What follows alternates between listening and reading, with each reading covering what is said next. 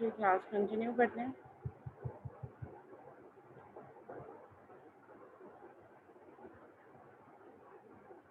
तमाम students aunty थोड़ा जल्दी ज्वाइन कर लिया करें, फिर बार बार डिस्टर्बेंस होती है, पॉपअप होता है, फिर एडमिट करना पड़ता है वन बाय वन सबको।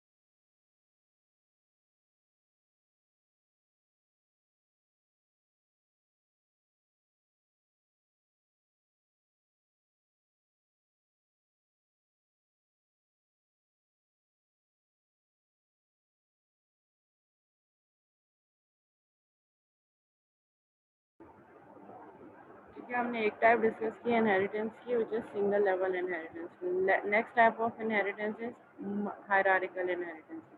हायरार्किकल इनहेरिटेंस में क्या है हमारे पास, एक parent can have multiple child like shape, so we can have multiple derived classes from shape like triangle, rectangle, square, that all belongs to a common class shape।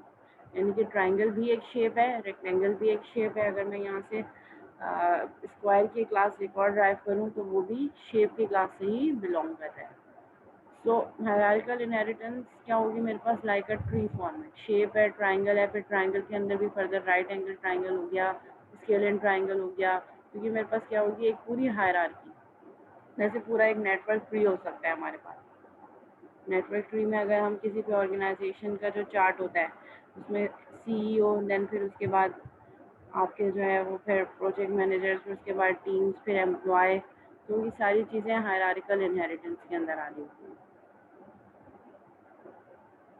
कि एक parent, a parent can have multiple child as well, और यहाँ पे आपस में in child का relationship sort of siblings.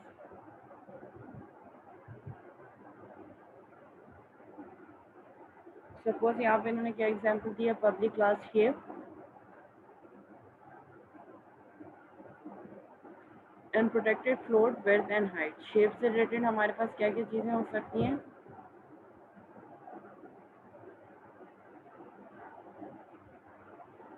Protected float width और height. ठीक है, शेप की विड्थ कितनी है, हाइट कितनी है, and then we have a method public void set data, जो कि एक हमने वेरी एक मेथड डिक्लेयर किया है सेट डाटा का, जो दो वैल्यूज इनपुट ले रहा है और विड्थ और से हाइट की वैल्यू सेट कर रहा है। जैसे हमने सेटर पढ़ा था, गेट एंड सेटर, तो यहाँ पे ये सेटर मेथड की तरह काम कर रहा है। Then we have another class called rectangle which is inheriting class shape. Rectangle की क्लास है हमारे पास जो कि शेप की क्लास को इनहेरिट कर रही है। तो ऑटोमेटिकली विड्थ, हाइट और ये सेट डाटा का मेथड जो है इनहेरिट हो सकता है हमारे पास रेक्टेंगल की क्लास में। रेक्टेंगल की क्लास में मैंने एक और मेथड बनाया, पब्लिक फ्लोट एरिया। एक एरिया का मेथड बनाया जो कि क्या रिटर्न कर रहा है, जो विड्थ और हाइट है, तो शेप की क्लास की जो विड्थ और हाइट है उसको मल्टीप्लाई करके रिटर्न कर रहा है। And then I have another class name triangle, public class triangle shape, और ट्राइंगल का मेरे पास एरिया क्या होगा, return width multiply by height divided by 2, यानी कि जो विड्थ और हाइट है उसको मल्टीप्लाई करके डिवाइड कर दो 2 से, और जो रिजल्ट आ रहा है उसको रिटर्न कर दो। मीन्स ये दोनों मेथड्स की अपनी क्या है, अपनी अपनी डेफिनेशन है फॉर इट्स क्लास। रेक्टेंगल की क्लास में एरिया की एक अलग डेफिनेशन है एंड ट्राइंगल की क्लास में एरिया की एक अलग डेफिनेशन है, because we have different formulas for both this shapes.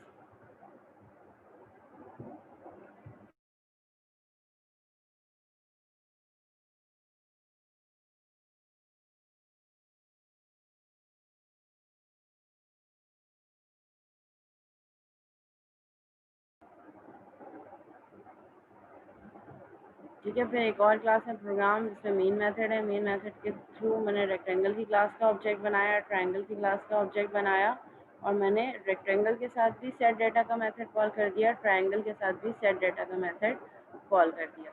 और मैंने क्या कॉल किया, ट्राई डॉट एरिया, यानी कि ट्रायंगल के साथ मैंने एरिया वाला मेथड कॉल किया। तो कौन सा एरिया का मेथड कॉल होगा, जिसका मैंने ऑब्जेक्ट बनाया, तो ये वाला एरिया का मेथड कॉल होगा।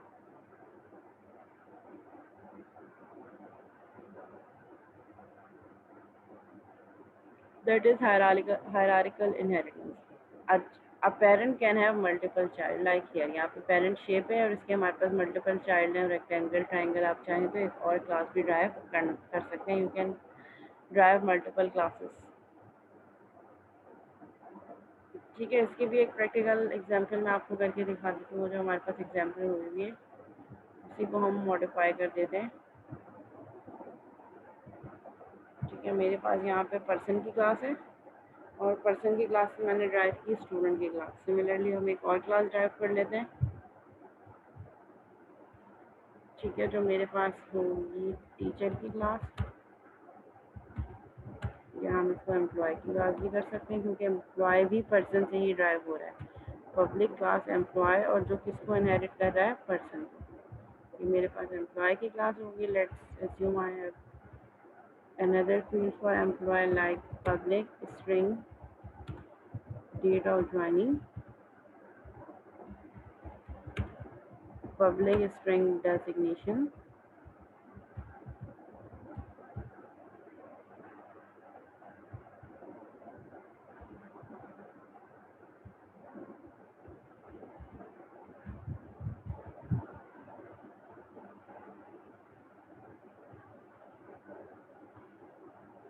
चलो डेजिग्नेशन और कंपनी नेम कर देते हैं। तो किस कंपनी का एम्प्लॉय है, उसकी डेजिग्नेशन क्या है, और पब्लिक इंट एक्सपीरियंस। ठीक है, एक्सपीरियंस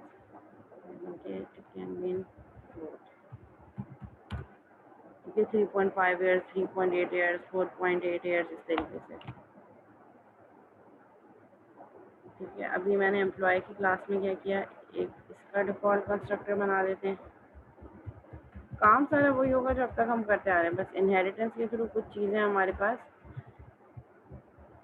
हम देखेंगे कि कौन सी चीज़ कहाँ से एक्सेसिबल है। ठीक है, मैंने यहाँ पे एम्प्लॉय और एक डिफ़ॉल्ट कंस्ट्रक्टर, इस डिफ़ॉल्ट कंस्ट्रक्टर को हम चाहें तो प्रिंट भी करवा देते हैं। Console dot write line employee default constructor. ठीक है, और इसमें हम ये तीनों फील्ड्स कंपनी सेट कर देते हैं।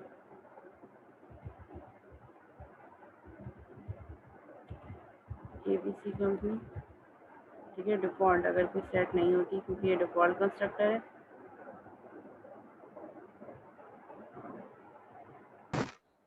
एंड देन डेजिग्नेशन,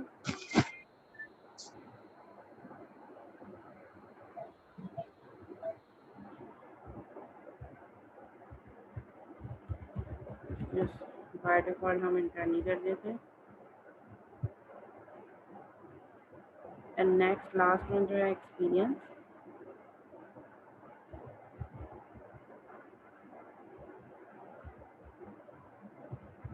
ठीक है, ये हमने डिफ़ॉल्ट कंस्ट्रक्टर सेट कर दिया है।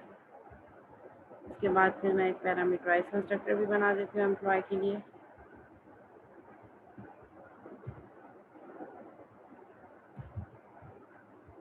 पब्लिक एम्प्लॉय, और इसमें हम क्या क्या चीज़ें दे देते हैं, दो चीज़ें तो वो होंगी जो वो पर्सन की क्लास से इनहेरिट कर रहा है, नेम एंड इंट एज। ठीक है, बाकी मेरे पास क्या चीज़ें होंगी, string company name c, string d designation, and float e experience. और इसमें मैं क्या कह देती हूँ कि अब बाकी की जो स्टार्ट की दो चीज़ें हैं वो बेस कंस्ट्रक्टर यानी कि पेरेंट के कंस्ट्रक्टर में कॉल कर दो, वहाँ से सेट हो जाए कौन कौन सी फील्ड, एन और ए, यानी कि नेम और एज मेरे पास पेरेंट के पैरामीटराइज कंस्ट्रक्टर से सेट हो जाए, like name is equal to N and age is equal to A, वो काम मैंने ऊपर किया हुआ है तो उसको यहाँ पे दोबारा मुझे रिपीट करने की ज़रूरत नहीं है। और फिर हम यहाँ पे क्या किया, जो स्पेसिफिक चाइल्ड की फील्ड्स हैं हम उनको सेट करते हैं। Company is equal to c, designation is equal to d, जो वैल्यूज हम जिन लोकल वेरिएबल्स में पास कर रहे हैं, एंड एक्सपीरियंस ई में पास हो रहा है, तो यहाँ पे हमारे पास आ जाएगा ई। ठीक है, ये मेरे पास पैरामीटराइज कंस्ट्रक्टर हो गया। और यहाँ पे हम एक मेथड बना लेते हैं पब्लिक वॉइड प्रिंट एम्प्लॉय का।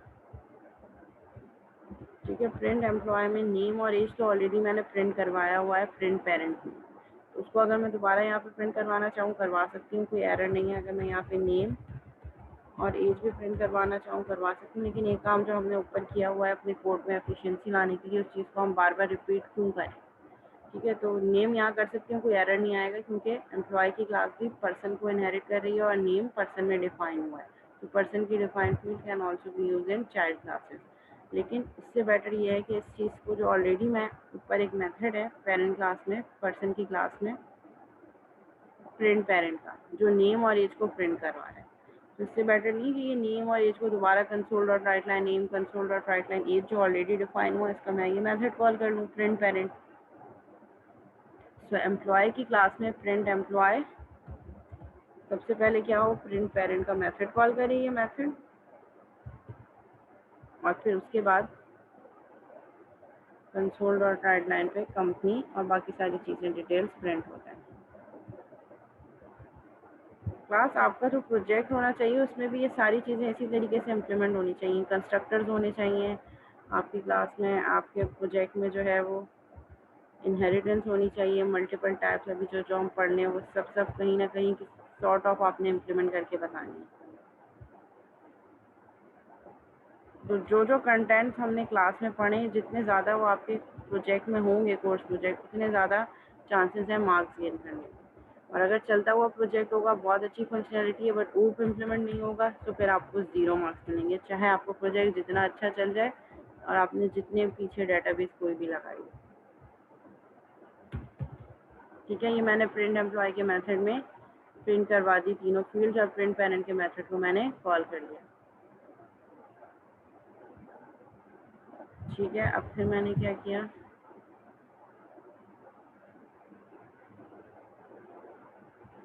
ठीक है, मेन मेथड से लेट्स सपोज कि मैंने एक एम्प्लॉय की क्लास का ऑब्जेक्ट बनाया, employee is equal to new employ,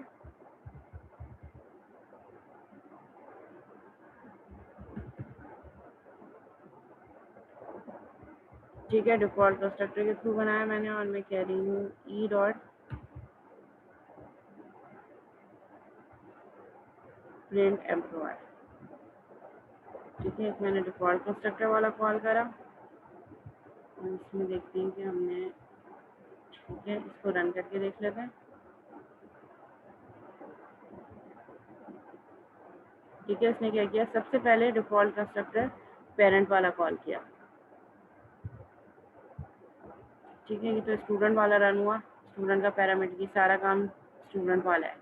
अब यहाँ से मैंने जो क्रिएट किया यहाँ पे employee is equal to new employee, तो ये क्या करेगा, एम्प्लॉय के डिफॉल्ट कंस्ट्रक्टर में जाएगा, एम्प्लॉय की क्लास में जाएगा, एम्प्लॉय के डिफ़ॉल्ट कंस्ट्रक्टर में जाएगा, और डिफ़ॉल्ट कंस्ट्रक्टर पे जाते ही ये चेक करेगा कि क्या ये क्लास किसी क्लास को इनहेरिट कर रही है। इफ़ येस, तो पहले ये पेरेंट क्लास का कंस्ट्रक्टर कॉल करेगा।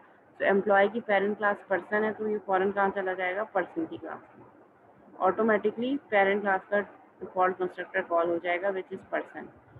पर्सन के क्या इसने प्रिंट कर दिया, पेरेंट कंस्ट्रक्टर कॉल्ड। क्या कॉल हो गया, पेरेंट कंस्ट्रक्टर कॉल्ड, ये वाली स्टेटमेंट प्रिंट हो गई। और उसके साथ साथ नेम और एज सेट हो गया, name ABCDEF, age 30 default value. फिर उसके बाद दोबारा वहाँ जाएगा जहाँ से कॉल हुआ था, कहाँ से कॉल हुआ था, एम्प्लॉय के डिफ़ॉल्ट कंस्ट्रक्टर से। अब यहाँ प्रिंट करवाएगा एम्प्लॉय डिफ़ॉल्ट कंस्ट्रक्टर, ये प्रिंट हो गया, और फिर कंपनी, डेजिग्नेशन और एक्सपीरियंस सेट कर देगा।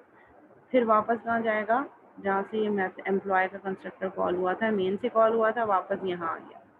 यहाँ आने के बाद इसको क्या मिला, ई डॉट प्रिंट एम्प्लॉय, यानी कि ये जो ई का ऑब्जेक्ट मैंने बनाया, इससे प्रिंट एम्प्लॉय का मेथड कॉल कर लो। तो ये प्रिंट एम्प्लॉय एम्प्लॉय की क्लास में डिफाइन हुआ था, एम्प्लॉय में जाएगा प्रिंट एम्प्लॉय, प्रिंट एम्प्लॉय के मेथड में जाके सबसे पहले इसको क्या मिला, प्रिंट पेरेंट। तो ये पेरेंट क्लास यानी कि जो मेरी पर्सन की क्लास है पेरेंट क्लास, उसके प्रिंट पेरेंट वाला मेथड कॉल करेगा। प्रिंट पेरेंट यहाँ पे नेम और एज प्रिंट कर देगा जो उसने सेट की थी ABCDEF and 30। ये ABCDEF and 30 मेरे पास आउटपुट में प्रिंट हो गई। फिर वापस कहाँ जाएगा, एम्प्लॉय प्रिंट एम्प्लॉय वाले मेथड में वापस यहाँ आया, company designation and experience print कर दिया, company designation and experience print कर दिया। अब हम ऐसा करते हैं, अब हम पैरामीटराइज कंस्ट्रक्टर कॉल करते हैं एम्प्लॉय के लिए। अभी तो मैंने डिफॉल्ट कंस्ट्रक्टर कॉल किया है, फिर मैं इन दोनों स्टेटमेंट्स को कमेंट कर देती हूँ ताकि कंफ्यूजन ना हो। अब हम एक और ऑब्जेक्ट बनाने जा रहे हैं,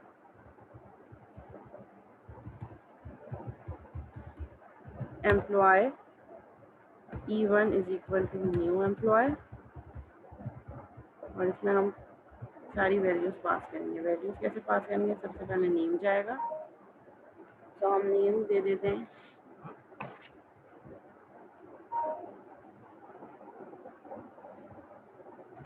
सपोज पिज्जा, ठीक है। फिर उसके बाद एज थी, एज हम कर देते हैं 50। फिर उसके बाद एज नेक्स्ट एट्रीब्यूट क्या था हमारे पास, कंपनी नेम, कंपनी नेम हम कर देते हैं कीट। फिर हमारे पास नेक्स्ट क्या था, डेजिग्नेशन,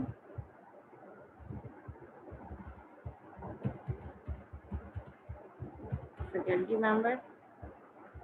देन उसके बाद हमारे पास एक्सपीरियंस आ गया, तो एक्सपीरियंस हम कर देते हैं 8, ठीक है। ये मैंने 5 फील्ड पास कर दी जो एम्प्लॉय के लिए थी, 2 वो नेम और एज जो वो पर्सन की क्लास से इनहेरिट कर रहा है, और बाकी 3 एम्प्लॉय की अपनी जिसमें कंपनी का नेम, डेजिग्नेशन और एक्सपीरियंस, ठीक है। ये मैंने वैल्यूज पास कर दी। कहाँ चली जाएंगी, एम्प्लॉय का पैरामीटराइज कंस्ट्रक्टर कॉल होगा, एम्प्लॉय में जाएंगे, ठीक है। एम्प्लॉय का पैरामीटराइज कंस्ट्रक्टर कॉल हो जाएगा, नेम एन में फिजा पास होगा, एज में 50, सी में कीट, डी में फैकल्टी मेंबर, ई में एक्सपीरियंस। अब यहाँ से एन और ए मैंने कहाँ पास कर दिया, बेस कंस्ट्रक्टर में। तो अब ये बेस कंस्ट्रक्टर कौन सा है, पेरेंट का पैरामीटराइज कंस्ट्रक्टर जो एन और ए यानी कि 2 आर्ग्यूमेंट्स ले रहा है, एक स्ट्रिंग और एक इंटीजर। तो यहाँ से ये कहाँ चला जाएगा, ऊपर पेरेंट के पैरामीटराइज कंस्ट्रक्टर, पेरेंट के पैरामीटराइज कंस्ट्रक्टर में गया, और जाने के बाद इसने क्या किया, ये रहा पैरामीटराइज कंस्ट्रक्टर, और प्रिंट करवा दिया। जब मैं इसको रन करूंगी तो ठीक है, इसने क्या प्रिंट करवाया, पेरेंट पैरामीटराइज कंस्ट्रक्टर, ये वाला,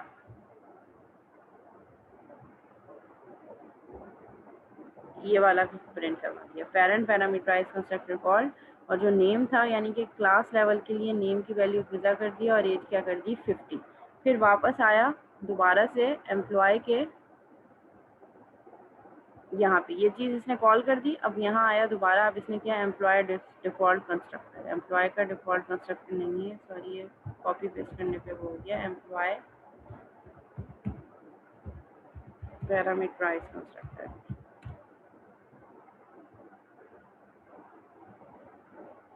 ठीक है। ये मेरे पास एम्प्लॉय पैरामीटराइज कंस्ट्रक्टर है। और फिर जो कंपनी नेम था कीट, डेजिग्नेशन डी यानी कि फैकल्टी मेंबर, और एक्सपीरियंस 8 ईयर्स, इसने यहाँ पे सेट कर दिया। अब ये वापस कहाँ जाएगा, जहाँ से ये कंस्ट्रक्टर कॉल हुआ था मेन से, यहाँ आ गया। अब यहाँ से मैं कह रही हूँ कि जो E1 वाला ऑब्जेक्ट है इसके लिए क्या करो, प्रिंट एम्प्लॉय के मेथड को कॉल कर दो ताकि मेरे पास तमाम डिटेल्स आ जाए। फिर मैं इनको भी कमेंट कर देती हूँ क्योंकि इसकी वजह से थोड़ी सी कंफ्यूजन हो रही है। इसको रन कर देते हैं।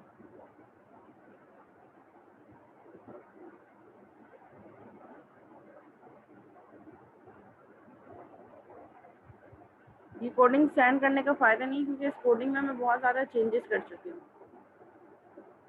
तो अगर आपको एक कोडिंग चाहिए तो ये जो रिकॉर्डेड लेक्चर है वो आपको मिल जाएगा, स्टार्ट से लेकर एंड तक पूरी कोडिंग आपको मिल जाएगी विद ऑल द चेंजेस, ठीक है। अब इसको रन कर देते हैं।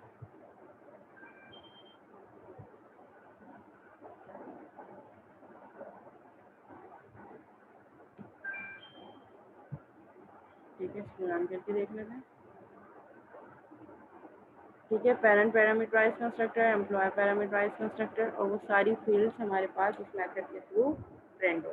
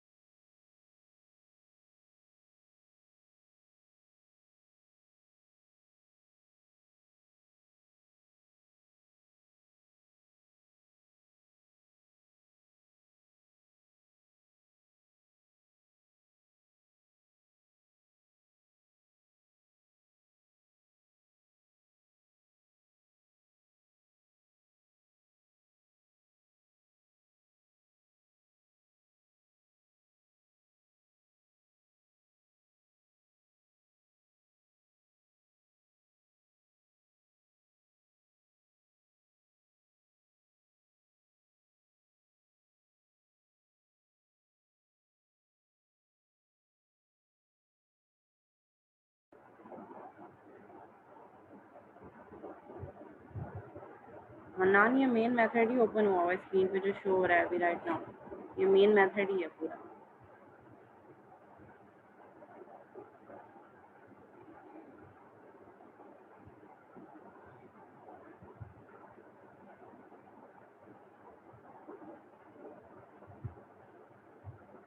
जी क्लास, यहाँ तक कोई क्यूरी है?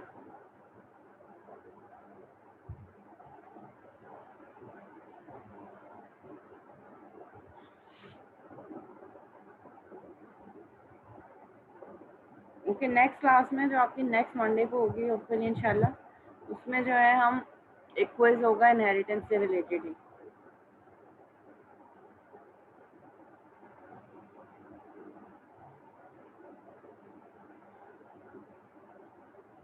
और अभी कमिंग संडे को आप लोगों ने मुझे अपने प्रोजेक्ट की वीडियो बना के भी सेंड करनी है, लेकिन काइंडली वीडियो व्हाट्सएप पे मत सेंड कीजिएगा। सोचें क्या कोई और प्लेटफॉर्म है, अगर क्या आप मुझे मेल कर दें तो ज़्यादा सूटेबल हो जाएगा मेरे लिए एज़ कम्पेयर टू व्हाट्सएप पे।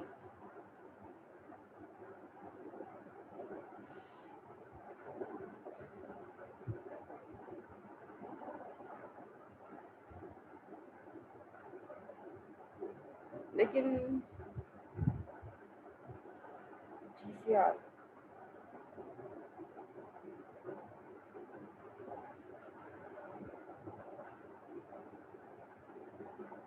नहीं, व्हाट्सएप ग्रुप में नहीं करें। ऐसा हो सकता है कि LMS पे सेंड करते हैं आप, लेकिन वहाँ पे वीडियो का लिंक सेंड करना मुश्किल होगा।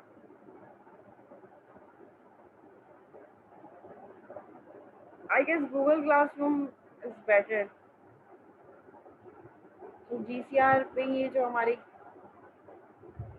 एक आईडी है कोर्स की, वो 104935, उसी पे आप लोग अपलोड कर दीजिएगा। मैं वहाँ पे असाइनमेंट का एक ऑप्शन बना दूँगी, वहीं पे आप कर दीजिएगा।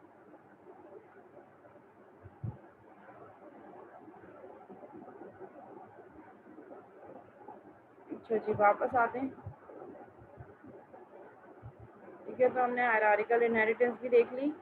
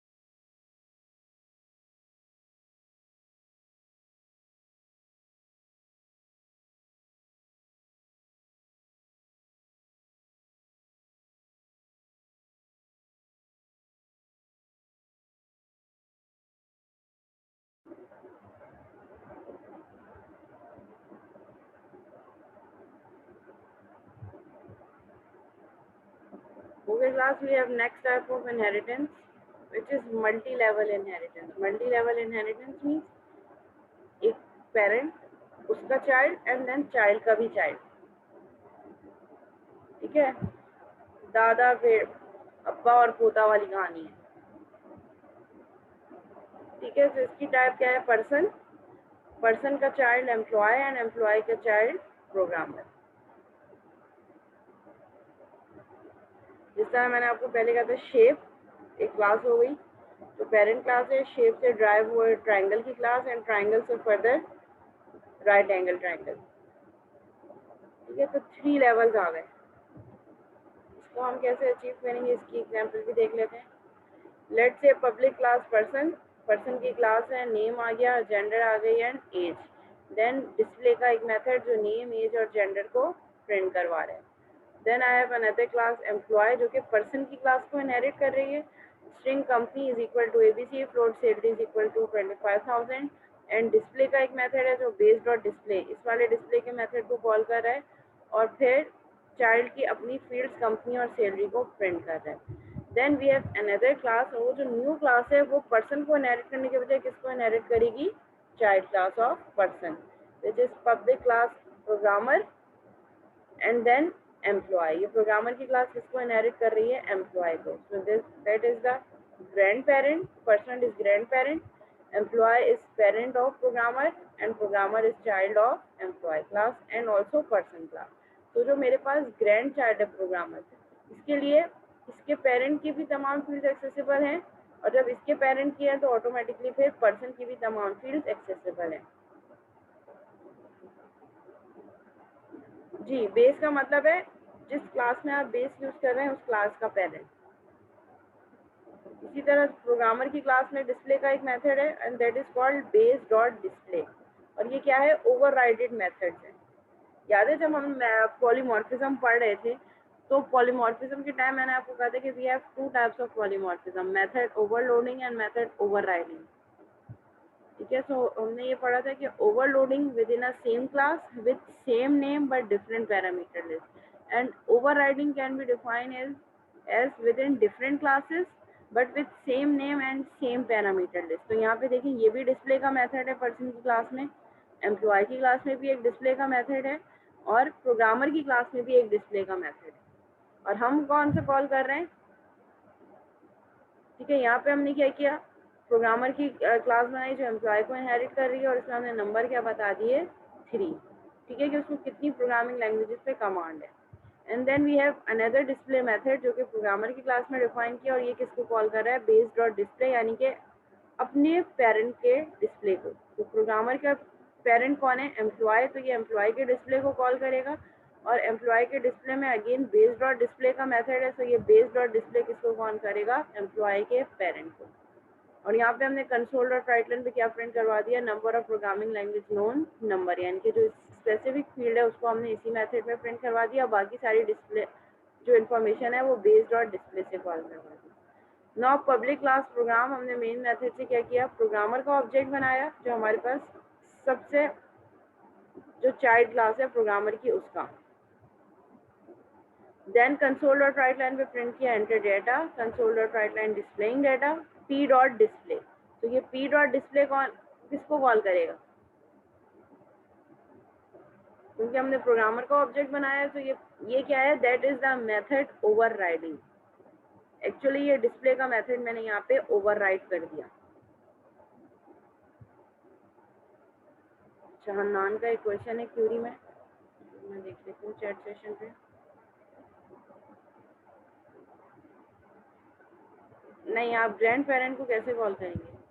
हर चाइल्ड अपने पेरेंट को एक्सेस करेगा और उसके थ्रू वो पेरेंट अपने चाइल्ड को एक्सेस करेगा। ठीक है, तो ये जो P dot display is a great example of method overriding right now. ठीक है, अभी रन टाइम पे हमें नहीं पता कि ये डिस्प्ले कौन सा वाला डिस्प्ले कॉल करेगा, लेकिन जैसे ही मैंने ऑब्जेक्ट बनाया, ऑब्जेक्ट रन टाइम पे बनता है, तो आपका कंपाइलर भी रन टाइम पे ही डिसाइड करेगा कि डिस्प्ले से, क्योंकि डिस्प्ले नाम की 3 मेथड है। अब कौन सा वाला डिस्प्ले कॉल होगा, ये जिस क्लास का ऑब्जेक्ट बनेगा उसी के साथ जब आप डिस्प्ले कॉल करेंगे तो उसी का डिस्प्ले कॉल हो जाएगा।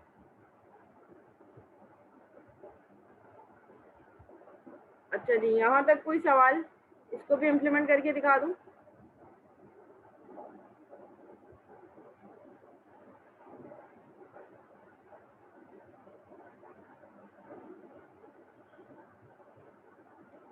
तो मीनवाइल मैं सेशन 1 की अटेंडेंस लेना चाह रही थी। मैं नेम कॉल कर रही हूँ आप लोगों के, वन बाय वन आप काइंडली अपना जो है वो स्टूडेंट आईडी चैट पे सेंड कर दें। Ali Asad, Ali Asad, class just 2 times name call करूंगी।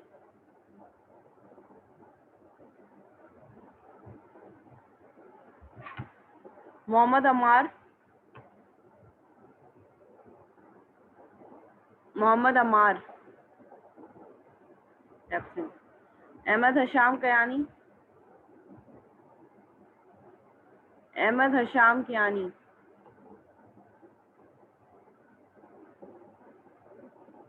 अंसर अली,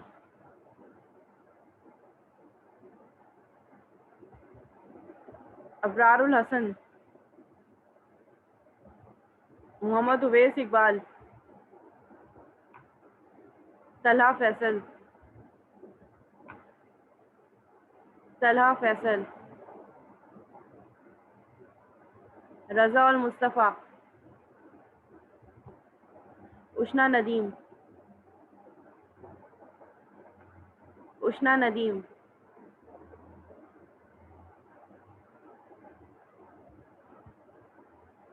रिदा सलमान, मोहम्मद जुनैद,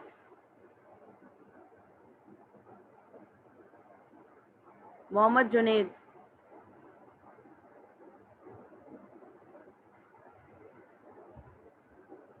मोहम्मद सलमान,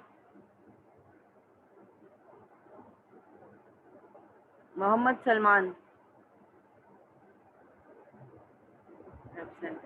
मोहम्मद जुनैद खान, बिलाल शौकत, सुहेब अरशद, निम्रा अमजद, अब्दुल हन्नान, मोहम्मद आशिर खान, सैयद मुजम्मिल वसीम, कामिशा सलीम, मोहम्मद अनस खान, मोहम्मद अनस खान, मोहम्मद हमजा, मोहम्मद हमजा, उमामा, उमामा, मोहम्मद हसाम खान, मोहम्मद उवैस दत्त,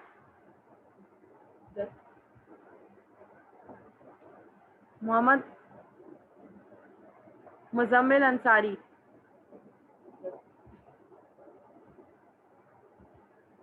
एहसान हसान, हमाद वसीम,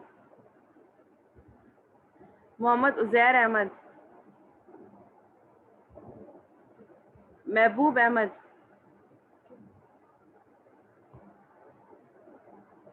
महबूब अहमद, मोहम्मद अब्दुल्ला, मोहम्मद अकरम खान, फुरकान जाहिद, राबिया मरियम। अच्छा, एनीवन एल्स जिसका नेम कॉल नहीं हुआ, काइंडली 1 by 1 सेंड कीजिएगा, 1 by 1 please, so that I can note it.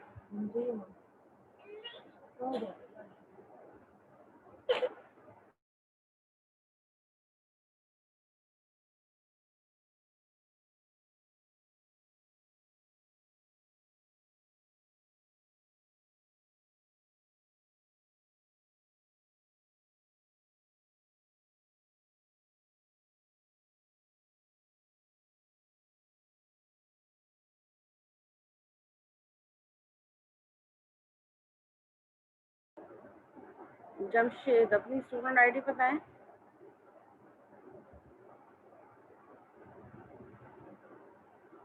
Double 1395।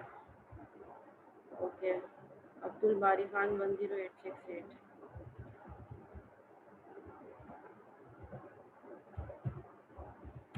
Abdul बारी, बेटा होल्ड अ सेकेंड, 1 by 1 थोड़ा सा पॉज के बाद नेम सेंड करें।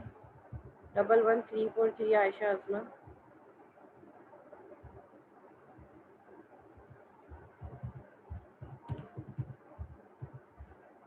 मोहम्मद फैजान खालिद 11359,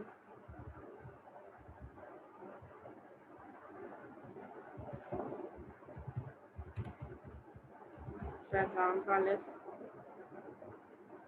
कासिम अली 11385, कासिम अली,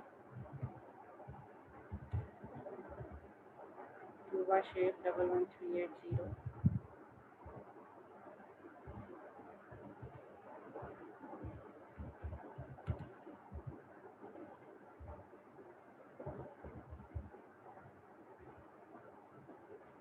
डबल 1396 इरा मुरूज,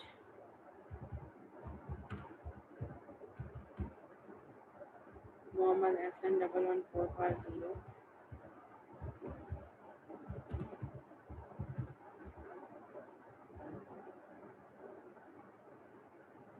11491 मोहम्मद फैजान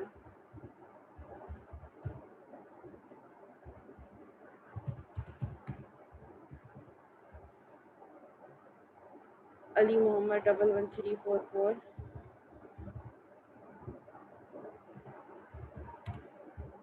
अली मोहम्मद 11438 शालूम पॉल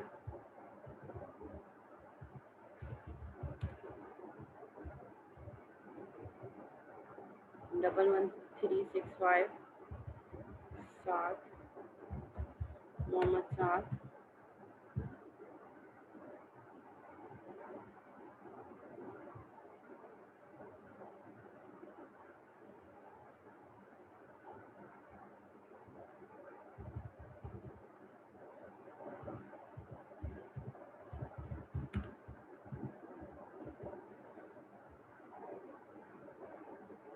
एहसन आपकी एंट्री हो गई है।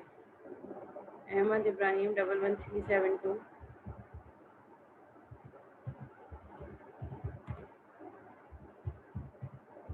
अहमद इब्राहिम तसव्वुर इमाम 11499 तसव्वुर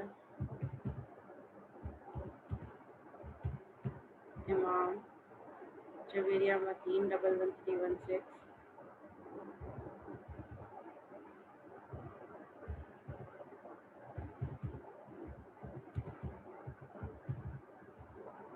हसन कबीर 11368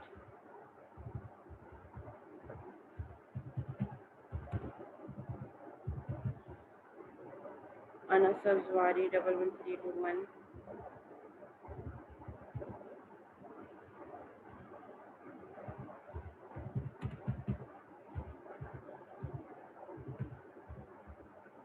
मोहम्मद राशिद शफीक 11446